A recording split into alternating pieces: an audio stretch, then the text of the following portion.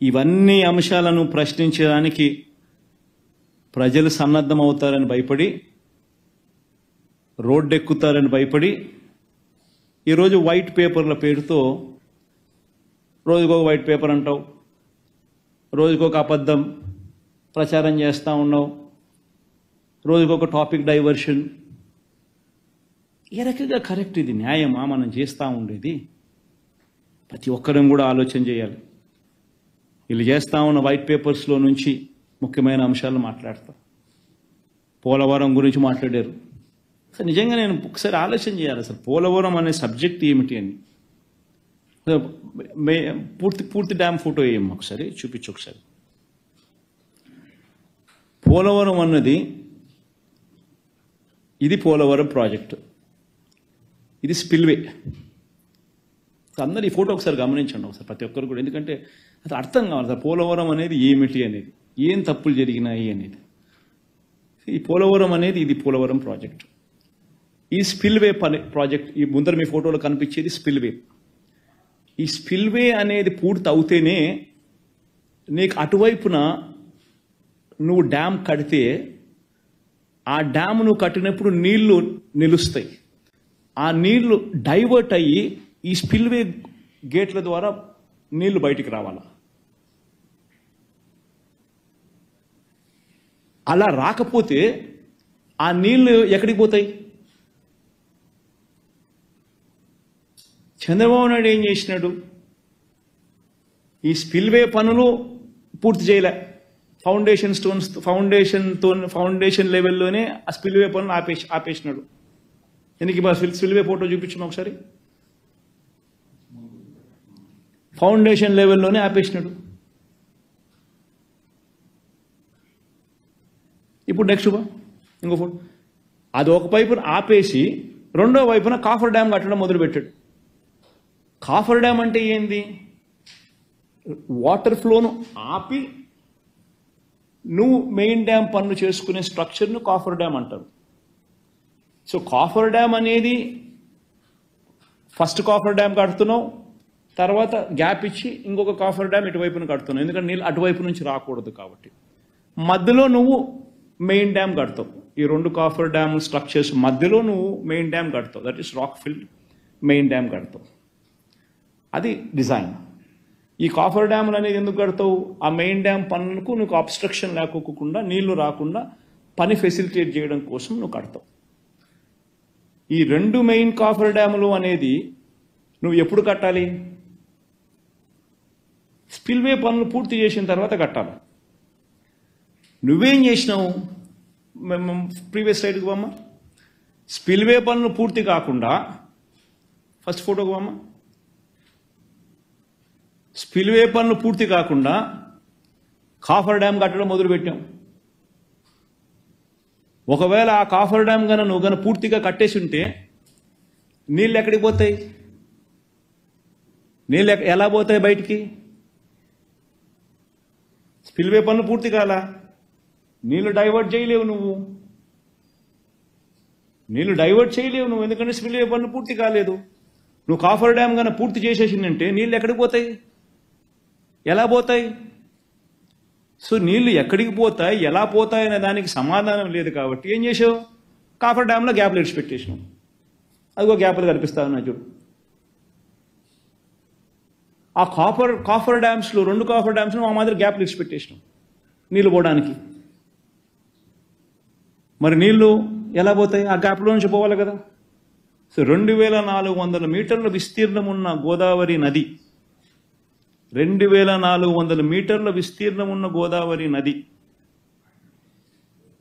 కేవలం ఈ చిన్న చిన్న గ్యాపుల నుంచి నీళ్లు ప్రవహించాల్సి వచ్చింది.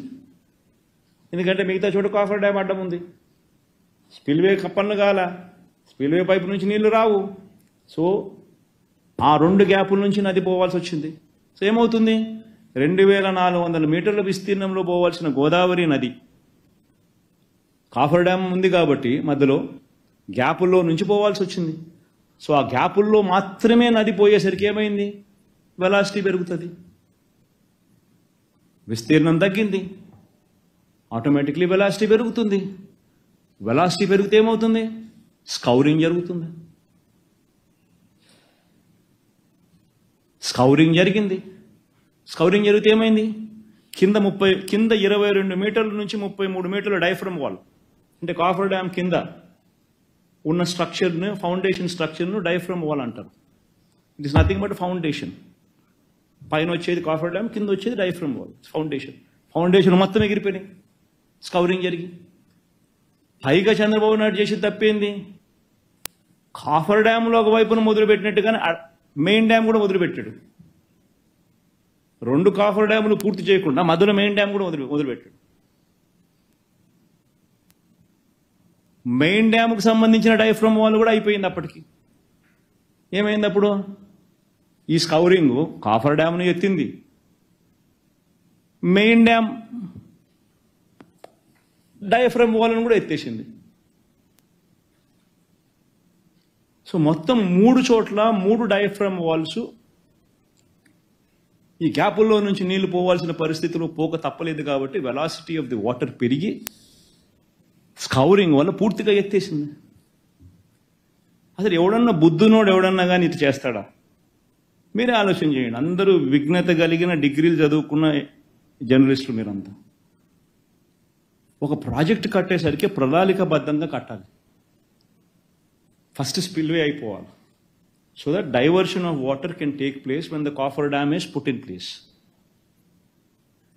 స్పిల్వే పనులు పూర్తి కాకముందే కాఫర్ డ్యామ్ పనులు మొదలు పెడతావు. కాఫర్ డ్యామ్ కన్నా పూర్తయితే స్పిల్వే వైపు నుంచి నీళ్లు మళ్లించే అవకాశం లేదు. కాబట్టి కాఫర్ డ్యామ్లో గ్యాప్లు ఇచ్చి పెడతావు. కాఫర్ డ్యాములు 2 పూర్తి కాకమునిపే, స్పిల్వే పూర్తి కాకమునిపే నువ్వు మెయిన్ డ్యామ్ డైఫ్రమ్ వాల్ కూడా కట్టేస్తావు. సో నీళ్లు ఆటోమేటిక్లీ తక్కువ గ్యాప్లో నుంచి వచ్చేసరికి వెలాసిటీ ఆఫ్ ది వాటర్ పెరిగి స్కౌరింగ్ జరుగుతుంది. సో కిందికి 35 మీటర్ల నుంచి 22 మీటర్లు స్కౌరింగ్. తప్పు ఆయన చేస్తే మన ప్రభుత్వం వచ్చిన తర్వాత ఈ తప్పులన్నీ రిపేర్ చేస్తూ అడుగులు పడ్డాయి. అసలు ఫస్ట్ ఆఫ్ ఆల్ ఈ డ్యామ్ కన్స్ట్రక్షన్ చంద్రబాబు నాయుడు తీసుకోవడమే చేసిన మొదటి తప్పు. కేంద్ర ప్రభుత్వం చట్ట ప్రకారము వైపీ రీఆర్గనైజేషన్ యాక్ట్ ప్రకారం వాళ్ళు కడతామంటే వాళ్ళతో కట్టించకుండా చంద్రబాబు నాయుడు దీన్ని కాసుల కోసం, కమిషన్ల కోసం కన్స్ట్రక్షన్ యాక్టివిటీ ఈయన తీసుకున్నాడు. తీసుకుని 2013 ఈయన తీసుకునిందే, ఈయన ప్రభుత్వం వచ్చింది 2019 వచ్చింది, 2014 వచ్చింది. సారీ 2014 వచ్చింది. 2014లో ఆయన ప్రభుత్వం వస్తే ఏమంటాడు? 2013-14 సంబంధించిన రేట్స్ ఫ్రోజ్ అంట, ఫ్రీజ్ చేసి ఆ రేట్లకి మేము చేస్తామని ఒప్పుకున్నాడు. ఏ ప్రాజెక్ట్ అయినా కానీ ఎన్ని రోజులు పడుతుందో ఎవరికి తెలియదు. కేంద్ర ప్రభుత్వం రెస్పాన్సిబిలిటీ, ప్రాజెక్ట్ కట్టాల్సిన బాధ్యత మీది అని చెప్పాల్సింది పోయి నేను ఓన్లీ ఎగ్జిక్యూషన్ అథారిటీ, నేను కాకపోతే మీరే చేయండి కానీ ప్రాజెక్టు మీరే కట్టాలని చెప్పాలి. కానీ రేట్లు ఎవడన్నా ఫ్రీజ్ చేస్తాడా? 2023-24 రేట్లు మాత్రమే నేను తీసుకుంటానని ఫ్రీజ్ చేసినాడు. అది ఇంకొక తప్పు చంద్రబాబు చేసింది. ఇంత దారుణంగా చంద్రబాబు నాయుడు గారు చేయడమే కాకుండా ఏం చేశాడు? దీంట్లో సబ్ కాంట్రాక్టర్లు ఏమైనా తీసుకొచ్చాడు? పని ఈయన వర్కులు తీసుకుని ఫస్ట్ ఆఫ్ ఆల్ ఈ వర్కులన్నీ అక్కడ చేయాల్సిన స్పిల్వే వర్కుల్లో కాంక్రీట్ వర్కులు కాబట్టి రేట్లు మిగలవని చెప్పి, కాంక్రీట్ వర్కులు డబ్బులు మిగలవని చెప్పి, ఇదైతే అర్త్ వర్క్ అని చెప్పి కాంట్రాక్టర్లందరినీ ఇది తీసినాడు, ఈ పనులు చేయించినాడు. ఇందులో సబ్ కాంట్రాక్టర్లు ఎవరు? ఈనాడు రామోజీరావు వియంకుడు ఒకడు, ఒక ఆయన ఈనాడు రామోజీరావు వియంకుడు సబ్ కాంట్రాక్టర్ ఒకరు, ఇంకొక ఆయన ఎవరు? యనమల రామకృష్ణుడు వియంకుడు. ఇవన్నీ నేను చెప్పేది వాస్తవాలు అవునా కాదా ప్రశ్నించండి మీరందరూ కూడా. నేను చెప్పేది వాస్తవం అవునా కాదా ప్రశ్నించండి మీరందరూ కూడా. ఆరోపణ చేయడం లేదు, నేను సరైన ఆధారాలతో ఆరోపణలు చేస్తూ ఉండా. మనం చేసేది కరెక్టేనా అని చెప్పి ఆలోచన చేసే కార్యక్రమం చేయమని చెప్పి అడుగుతా ఉన్నా.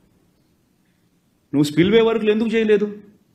స్పిల్వే వర్కులు కాంక్రీట్ వర్కులు, గేట్ వర్కులు కాబట్టి డబ్బులు మిగలవు కాబట్టి, ఇక్కడైతే అర్త్ వర్క్ కాబట్టి ఇక్కడ చేసినాం. ఈ అర్త్ వర్కులలో ఎవరు కాంట్రాక్టర్లు? రామోజీరావు వియంకుడు ఒక ఆయన, నవభారత్ ఆయన, ఆయన పేరు నవభారత్, నవయుగ. ఇంకొక ఆయన యనమల రామకృష్ణుడు వియంకుడు. ఏంటి సబ్ కాంట్రాక్టర్ల కింద వాళ్ళకి ఇచ్చి వాళ్ళతో పనులు చేయించు. ఇంత ఇంత దారుణంగా డిలే జరిగితే మన ప్రభుత్వం వచ్చిన తర్వాత మనం ఏం చేసినాం? మన ప్రభుత్వం వచ్చిన తర్వాత మనం ఏం చేసినాము? మనం రాగానే అత్యంత పారదర్శకంగా రివర్స్ టెండరింగ్ పిలిచి 865 కోట్ల రూపాయలు ఆదా చేస్తూ కాంట్రాక్టర్ను మార్చి వెంటనే స్పిల్వే పనులు, ఈ పనులు కాదు, స్పిల్వే పనులు ఓవరాల్ కేంద్ర ప్రభుత్వానికి మిగిలిచ్చినాం 865 కోట్ల రూపాయలు రివర్స్ టెండరింగ్ ప్రక్రియలో భాగంగా. స్పిల్వే పనులు పూర్తి చేసాం, స్పిల్వే అప్రోచ్ ఛానల్ పూర్తి చేసినాం, స్పిల్వే గుండా నీళ్లు పోయేట్టుగా స్పిల్వే పనులు అన్నీ కూడా పూర్తి చేసినాం.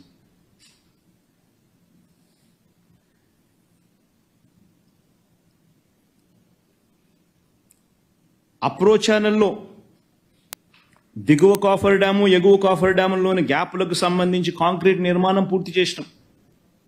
ఇదంతా మనం చేసినాం. తర్వాత ఎగువ కాఫర్ డ్యాము, దిగువ కాఫర్ డ్యాముకు సంబంధించి దానికి సంబంధించిన కాంక్రీట్ గ్యాప్స్లో కాంక్రీట్ వర్క్ పూర్తి చేసినాం, కాంక్రీట్ నిర్మాణం పూర్తి చేసినాం. హైడల్ ప్రాజెక్టుకు సంబంధించిన కీలక సొరంగాలు పూర్తి చేసినాం.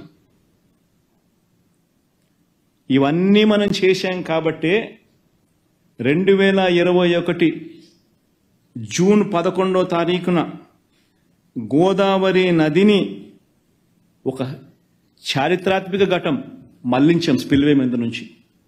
దీనివల్ల 2022 జూలై 16న గోదావరి చరిత్రలో 26 లక్షల క్యూసెక్స్ వరద వచ్చినా కూడా కాఫర్ డ్యామ్ ఏమీ గాలే, స్ట్రక్చర్ నిలబడింది, నీళ్లు పోవడానికి ఇబ్బంది లేదు, స్పిల్వే గుండా నీళ్ళన్నీ కూడా బయటకు వచ్చినాయి. మనం ఇప్పుడు స్టేజ్ సెట్ చేసినాం. ఇప్పుడు ఆ డయాఫ్రమ్ వాల్ ఏదైతే మెయిన్ స్ట్రక్చర్ ఏదైతే ఉందో, ఎర్త్ ఫిల్డ్ రాక్ డ్యామ్ ఏదైతే ఉందో, ఆ డ్యాముకు సంబంధించి డయాఫ్రమ్ వాల్ కూడా కోసుకొని పోయింది. కాబట్టి కేంద్ర ప్రభుత్వం కొత్త డయాఫ్రమ్ వాల్ కట్టాలన్నా, లేకపోతే కోసుకొని పోయిన డయాఫ్రమ్ వాల్ ఎక్కడైతే కోసుకొని పోయిందో అక్కడ రిపేర్ వర్కులు చేయాలా అనేది వాళ్ళు నిర్ణయం తీసుకొని వాళ్ళు దానికి ఆమోదం తెలిపితే ఆ వర్కులు ఇమీడియట్లీ స్టార్ట్ అయితే అక్కడ నుంచి ఇంకా స్టార్ట్ అవుతుంది పని. ఇది వాస్తవం. అయితే నువ్వు చేసేది ఏంది? చేయాల్సిన పని ఏది చేయకుండా, ప్రణాళికాబద్ధంగా ఏది జరిపించకుండా, నీ స్వార్థం కోసం, నీ కాంట్రాక్టర్లతో కమిషన్ల కోసం అర్త్ వర్క్ అయితే బాగా మిగులుతుందని చెప్పి ఫస్ట్ ఆ వర్కులన్నీ చేసేసి, కాంక్రీట్ వర్కులు అయితే డబ్బులు మిగలవని చెప్పి కాంక్రీట్ వర్కులు పక్కన పెట్టేసి, నువ్వు చేసిన తప్పులు కప్పిపుచ్చుకునే దానికోసం నువ్వు మన వేరే వాళ్ళ మీద ఏలెత్తి చూపిస్తా ఉన్నావు. ఆలోచన చేయమని చెప్పి అడుగుతా ఉన్నా.